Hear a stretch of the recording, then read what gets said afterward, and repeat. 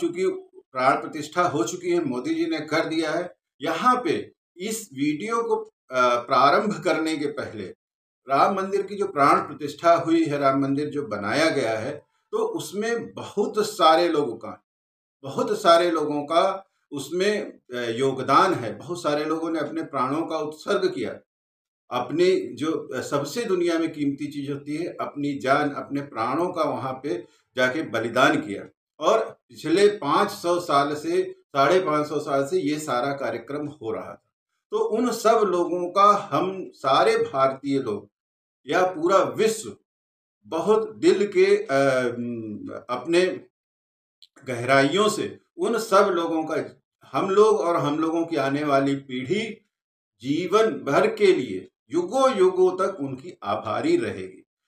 विशेष रूप से फिर से हम आपको कहते हैं कि अपने आने वाले पीढ़ियों के, और जो हमारी पीढ़ियां इस दुनिया में नहीं हैं, जिन्होंने ये दृश्य नहीं देखा, उन सारे लोगों से की तरफ से मोदी जी का हृदय से आभार, हृदय से धन्यवाद। और उनका ये जो भगीरथी प्रयास है, ये गंगा को उतारने से कम नहीं था स्वर्ग से। और इसके लिए आने वाली सारी भारत की जो पीढ़ियां हैं, वो उनको कोटि कोटि हृदय से आभार प्रकट करती रहेगी युगों युगों तक।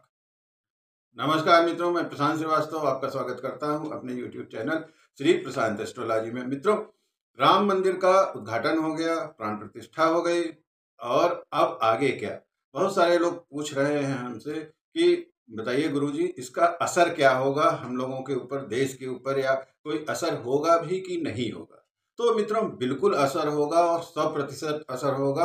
और हम पहले भी कई बार बता चुके हैं लोगों को, वीडियो नहीं बनाया था, लेकिन आपस में जब बात होती थी तो लोगों से हम बात करते समय बताते थे कि असर होगा, बिल्कुल असर होगा।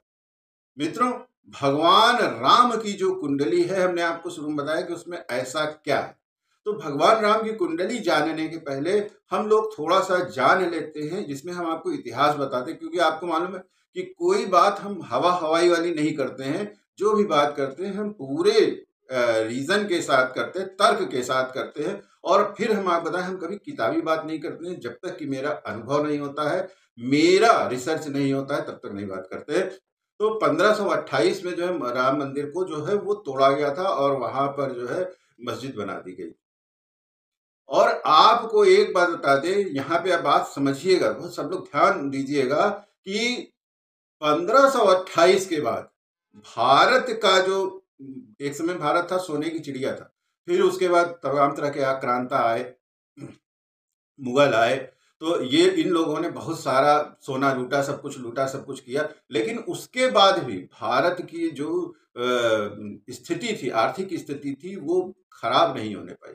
लेकिन भारत की आर्थिक स्थिति खराब होना शुरू हुई, मेरा जो अनुभव कहता है, मेरा जो ज्ञान कहता है ज्योतिष का, वो खराब होना शुरू हुई 1528-30 के बाद, जब राम मंदिर तोड़ा गया। तो जब मंदिर तोड़ा गया, वहां पे मस्जिद बना दी गई, तो वो मस्जिद जो थी वो मस्जिद भी नहीं थी। अगर धार्मिक हिसाब से सोचा जाए, यहाँ पे धर्मों के हिसाब से अगर आप देखिएगा, तो इस्लाम धर्म भी कहता है कि नहीं, किसी भी कब्जा की हुई जमीन पे आप मस्जिद नहीं बना सकते। तो वहां पे आपकी जो नमाज होगी या जो भी पूजा पाठ आप करेंगे, धार्मिक क्रियाकलाप करेंगे, वो एक्सेप्ट नहीं होगा।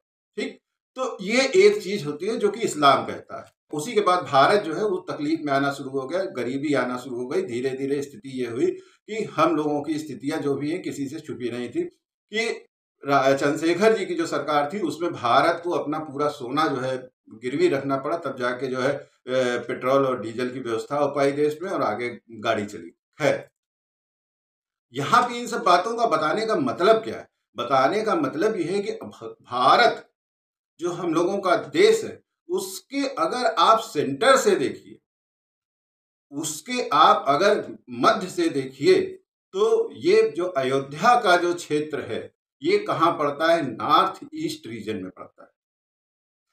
और नॉर्थ ईस्ट जो होता है, वास्तु के हिसाब से हमेशा साफ सुथरा, शांति प्रिय, और वहां पे हम लोगों का जो वास्तु कहता है जो वेदों के हिसाब से जो ज्योतिष है वो भी ये कहती है कि वहां पे पूजा पाठ धर्म कर्म ये सब चीजें होना चाहिए। अगर ये सब चीजें होती रहती हैं, नॉर्थ ईस्ट रीजन की बात हम कर रहे हैं, तो नॉर्थ ईस्ट भारत का नहीं, आप भारत का नक्शा उठा के देखिएगा, भारत का जो सेंटर पॉइंट है टेक्निकल तौर पे जो सेंटर पॉइंट है वहां से जो ये रीजन पड़ता है ये नॉर्थ ईस्ट रीजन में पड़ता है, नॉर्थ नहीं पड़ता है, नॉर्थ ईस्ट रीजन में पड़ता है। तो उसको सब देखिएगा, तब फिर आप लोग चकल्लस करिएगा जो मैसेज करते हैं आप लोग या फोन करते हैं। तो नॉर्थ ईस्ट जो दिशा थी वो दिशा जो थी वो दूषित हो गई 1528 के बाद। तो अब 1528 बाद तो उससे क्या हुआ, जब नॉर्थ ईस्ट दूषित हो जाता है तो उससे बहुत सारी समस्याएं होती हैं। वो सारी समस्याएं हम लोगों ने, जो यहाँ पे शासक थे 1530 में 1540 में, जो धीरे धीरे समय के साथ, एक दिन में सारा कुछ नहीं बदलता है, तो धीरे धीरे फिर 1600 के आसपास जो है फिर अंग्रेजों वाला मैटर हुआ, फिर ईस्ट इंडिया कंपनी आई, फिर तो मेरा कहने का मतलब यह है कि शासन सत्ता रूल कौन कर रहा है उससे कोई लेना देना नहीं। यहां तक कि धीरे धीरे फिर यह स्थिति आई कि मुगल भी यहां से जो थे वो सब मुगलों की भी सत्ता खत्म हो गई। तो जो देश है, जो एक फिजिकल बॉडी जो देश की थी, वहां से प्रॉस्पेरिटी जो थी वो धीरे धीरे करते करते चली गई। और हमने आपको बताया कि ये फिर वो जो सोने की चिड़िया वाला देश था, अंत में वो स्थिति आ गई चंद्रशेखर जी की गवर्नमेंट में कि उनको सोना जो था भारत का गिरवी रखना पड़ा, तब जाके भारत की इकोनॉमी जो थी वो आगे बढ़ी। 92 में जो कार्यक्रम हुआ और उसके बाद वहां पे बाकायदा राम जी का जो एक टेंट लगा के और उनका जो है मंदिर बना दिया गया अस्थायी रूप से। मंदिर का मतलब ये नहीं है कि वहां पे पूरी व्यवस्था बना दी गई, लेकिन 92 में वहां पे अयोध्या में एक अस्थायी तौर पे, जिसको कहा भी गया अस्थायी तौर पे, चाहे वो पॉलीथीन का ही रहा हो, टीन का रहा हो, इट डजंट मैटर, इससे कोई मतलब नहीं है, लेकिन एक मंदिर बना दिया गया और बाकायदा वहां पे पूजा पाठ सारा कार्यक्रम जो है चलने लगा। लेकिन 92 में जब सारा कार्यक्रम हुआ, 92 में फिर पूजा चालू हो गई वहां पे। उसके बाद 93 से आप देखिएगा, जहां उधर पूजा चालू हुई, एक दिन में तो नहीं होगा, फिर हमने आपको बताया वही चीज। 93 से भारत की अर्थव्यवस्था धीरे धीरे धीरे धीरे क्रीप अप होने लगी, फिर धीरे धीरे क्या कहते हैं कि एक चढ़ने लगी, ऊपर चढ़ने लगी, ऊपर आने लगी। उसके बाद कौन आया कौन गया, फिर हम कह रहे हैं शासन सत्ता का कोई मतलब नहीं, ज्योतिष का मतलब सिर्फ ज्योतिष है। और इधर आप ध्यान दीजिएगा, इकोनॉमी भी भारत की धीरे धीरे बढ़ने लगी। उसका कारण क्या था कि नॉर्थ ईस्ट जो है वो मजबूत हो रहा था।